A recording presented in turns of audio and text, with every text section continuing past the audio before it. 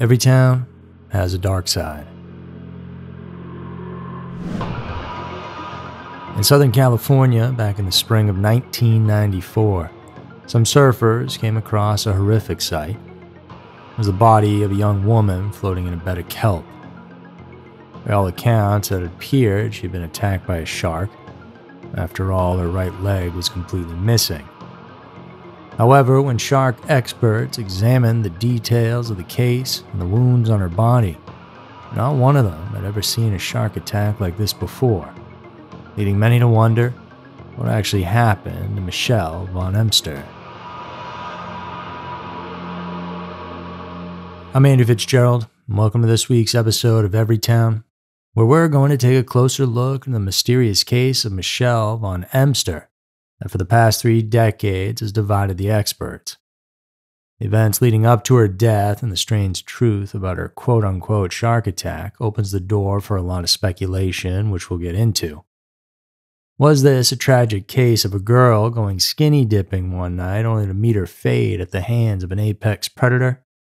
Is it possible it was a tragic accident, like a fall from a cliff, or was this actually a murder followed by a cover-up? Well, no matter what happened, it's surely a case of a young girl gone too soon. So let's head down to sunny San Diego and shed some light on this tragic case.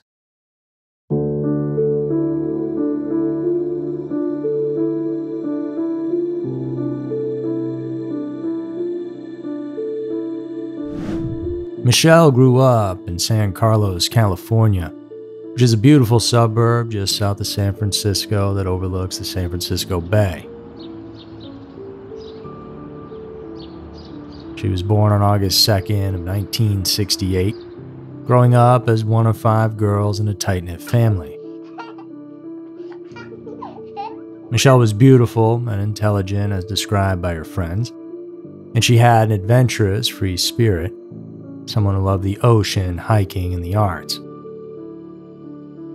By all accounts, her future looked bright, and after school, she decided to attend St. Mary's College in Moraga, California, which kept her close to home and her sisters.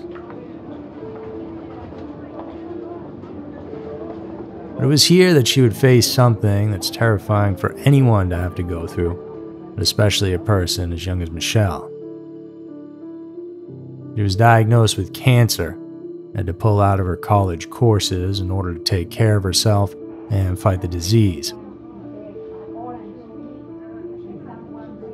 Luckily, she was able to beat it, and after that, perhaps with a new outlook and appreciation for life, she decided to make a move away from home for the first time in her life and headed down to San Diego's Ocean Beach neighborhood.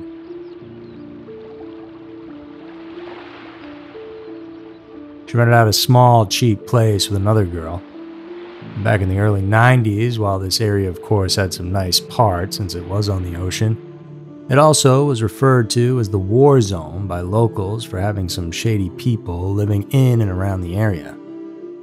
It was known to have a decent-sized homeless population where drugs were prevalent, and so it attracted some shady individuals.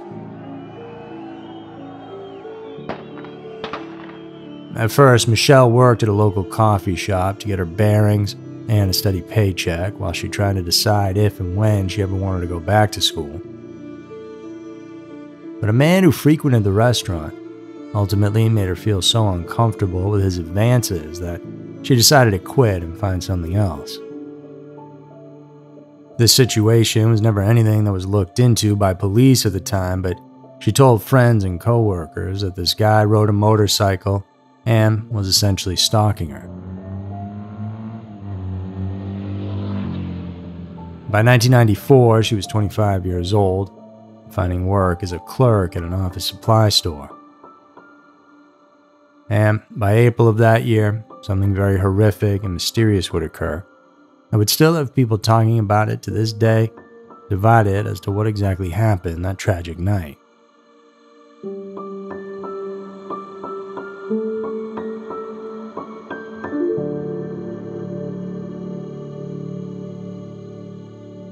On Wednesday, April 13th of 94, Michelle went out on a date with one of her co-workers, Edwin Decker. The two had always had a flirtatious relationship, and so when they got done stocking the shelves and printing up copies, they headed out to a local bar called Winston's for some live music and cocktails.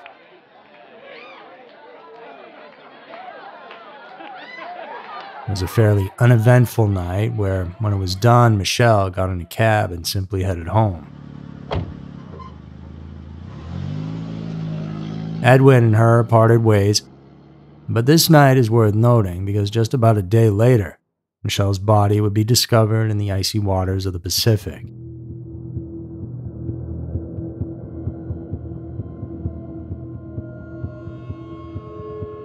The night after Winston's, Michelle and her roommate, Coco Campbell, planned on attending a Pink Floyd concert, but unfortunately they had bought tickets for the wrong night, so they couldn't get in. They had no choice then, so they headed back towards home with Michelle, asking to be dropped off at the pier in town, which was only about 6 blocks away from her apartment. Likely wanting to try and salvage the night by hitting up a couple bars, Coco dropped her off at the pier around 8 p.m. But Michelle never made it back to her apartment, and in fact, that was the last time she was ever officially seen alive again. As sure as the sun rose over the ocean horizon on April 15th, eager surfers were out there to catch some waves on that Friday. The surfing was good around the Sunset Cliffs area, and for most of the day there were people hanging 10 as usual. However, nearby, a large flock of seagulls was unusually hanging around, interested in a very specific area nearby to some rocks. Ultimately, curiosity got the best of a few of the guys out there, so they paddled over to check it out. It was there they saw the body of a nude woman floating face down in a big patch of seaweed. She was clearly deceased, but also hadn't been there very long. And from her body, large chunks of flesh were missing, and her right leg was completely gone from the thigh down. She was pulled onto shore and brought to a nearby lifeguard station where it was clear to everyone that she had been killed from a shark attack. Lieutenant Brant Bass of the San Diego Lifeguard Service said of the missing leg, "Large pieces of flesh were missing, and we don't know what else, so besides a shark attack, what else could have caused that type of wound?"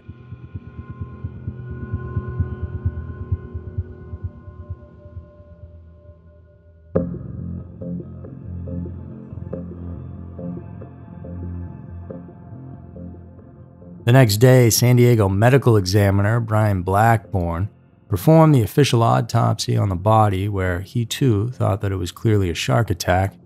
More specifically, because the leg had been ripped clean off, it had to have been a great white, as no other shark in those waters is capable of such a vicious wound. On top of the chunks of flesh ripped off of her, and that missing leg, she also had suffered a broken neck, several broken ribs, facial and back lacerations, bruising and contusions, as well as a substantial amount of sand inhaled. It was found in her mouth, throat, lungs, and stomach, which suggests that this shark had pushed her to the bottom while she was still alive. And down on the ocean floor, fighting for her life, she would then have inhaled all the sand, which would explain how it got there. And from there, Blackburn then put together a timeline of the events leading up to her death and eventual discovery. It went as followed. On April 14th, she was dropped off at 8 p.m. at the pier, the last time she was seen alive. Sometime at around midnight, she decided to go skinny dipping and got in the water, at which time she was attacked by the great white. The violent attack forced her to the ocean floor, where she inhaled the sand and received all her injuries. She ultimately died from a loss of blood and from drowning, and on April 15th, the body was found by those surfers at around 3:20 p.m. While that all sounds good on paper, There's some issues, according to shark and ocean experts. For starters, Blackburn himself had never seen a shark attack victim before in his entire life. While he did reach out to some local experts to get their opinion, it was just a phone conversation and they never even saw the body. Ralph Collier, a man who spent his entire career with sharks, 54 years working with the Shark Research Committee, did not agree with Blackburn's findings after he examined the body. He said, "When a shark bites off a part of a limb, the break is clean, almost like you put it on a table saw. What remained of Michelle's femur was anything but. It looked like what happens when you get a piece of bamboo and whittle it down to a point with a knife. I've looked at close to 100 photos of cases that I've reviewed over the years, and I've never seen any bones that came to a point." Richard Rosenblatt, who was the chairman of the Scripps Institute for Oceanography, also disagrees with the medical examiner's findings. After he got his hands on the measurements of Michelle's wounds, Rosenblatt stated, "None of the marks on Michelle's body were caused by a white shark. If she had been bitten by a white shark, they most likely would have also found a great white tooth broken off in her body. And if a shark had in fact taken her leg, it could only have been taken by a white shark."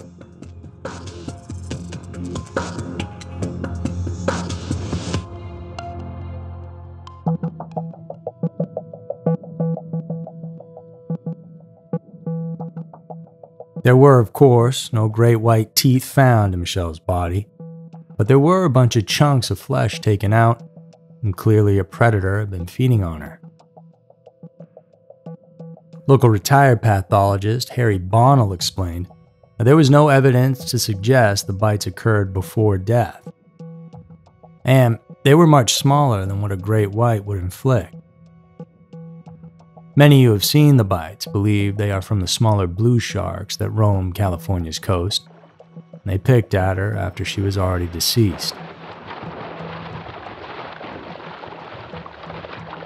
Ultimately, this case was officially marked down as a fatal shark attack, even though the official record keepers on shark attacks throughout the world, the International Shark Attack File, does not list Michelle in their database due to a lack of evidence. 14 years after her death, because of all the contention with her case, her file was re-examined by a medical examiner named Glenn Wagner. After thoroughly sifting through the evidence, he also concluded that it was very unlikely she died from a great white shark attack and that her body had been picked over by smaller sharks post-mortem. So then, what do people think happened? Well, there's a few theories. One is that she fell from the Sunset Cliffs, very close to where her body was found. The cliffs here have been a place where several people have accidentally fallen off over the years and died. The rock and sand that makes up these ledges is constantly deteriorating, and so, if she were up there in the middle of the night and lost her footing, she could have easily fallen some 300 feet down onto the rocks below. While this would explain the broken neck and bruising, it's harder to say that the severity of the leg injury could have been caused by this. It's possible, of course, but the cliff theory also doesn't explain why her purse was found 2 miles away sitting untouched on a beach.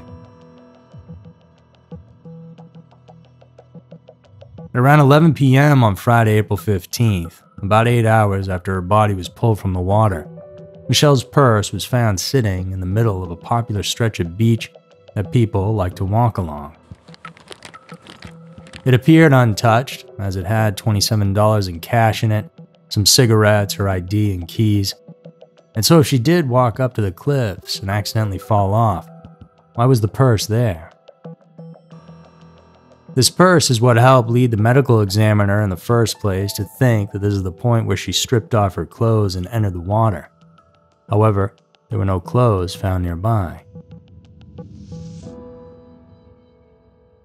And the idea that she even went for a late-night skinny dipping session doesn't add up in the first place, as the temperature outside that night was 57 degrees. Michelle was out with Coco that evening wearing a coat, so she herself knew it was chilly. While perhaps you could say she was maybe under the influence and disregarded the cold, again, the severity of her injuries and the sand in her mouth doesn't really make a lot of sense.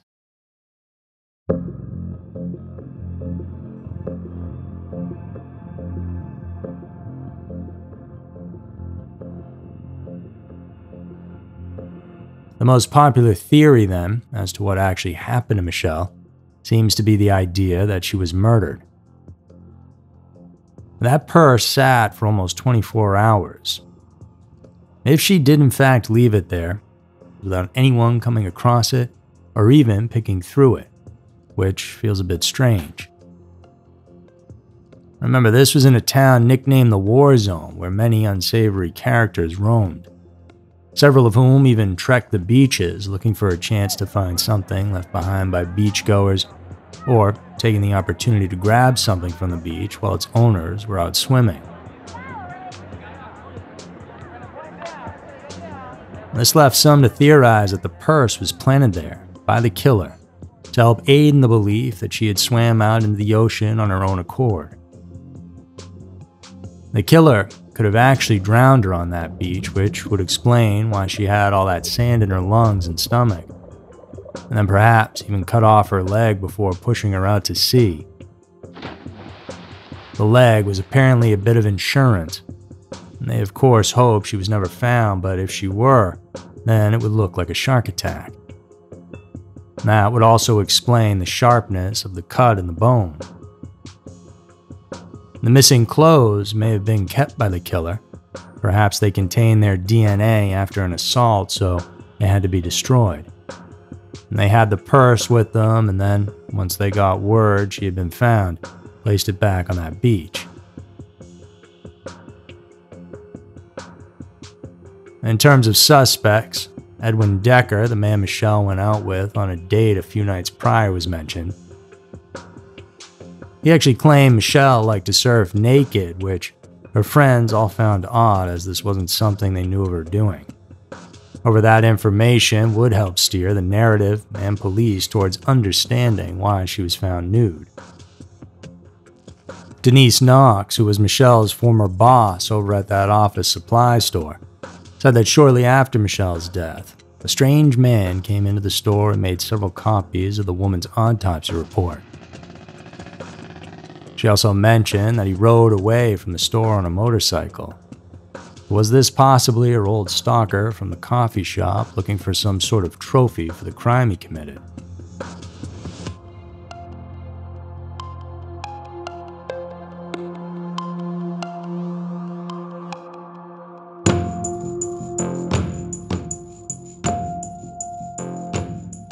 This entire case is a strange one. When bodies are found in water, often it's hard to collect all the evidence, and so you can end up being forced to make a lot of speculations. Was this a shark attack, an accident, murder, or something else? Well, it's impossible at this juncture to say for sure. It seems everywhere you turn on this case, it's a whole lot of theories and nothing concrete. There are assumptions made and ideas tossed around, but because none of them can be proven beyond a reasonable doubt, then who's to say which ones are correct? If justice is warranted in this case, then we hope for the sake of Michelle and her family that it's obtained someday. Until then, the case of Michelle Von Emster will continue to be one of the many strange and unsettling unsolved mysteries that exist in many towns all around the world.